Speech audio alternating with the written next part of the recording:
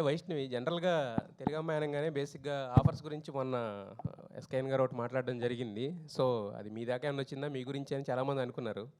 So అది ఆయన ఎందుకన్నారో మరి నాకైతే తెలీదు. బట్ తర్వాత క్లారిటీ కోసం వీడియో చేసి పెట్టారు కదా, I think all is well. Siddhu గారు అంటే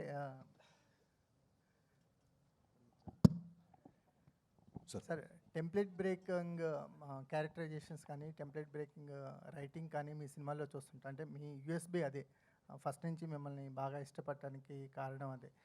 ఈ విషయానికి జాక్ విషయానికి వచ్చేసరికల్లా టెంప్లెట్ బ్రేకింగ్ ఏం జరిగింది? ఏం జరగలేదండి, టెంప్లెట్లోనే ఉంటుందా? టెంప్లెట్లో ఉంటుంది సినిమా, కానీ it is that film that every one can watch.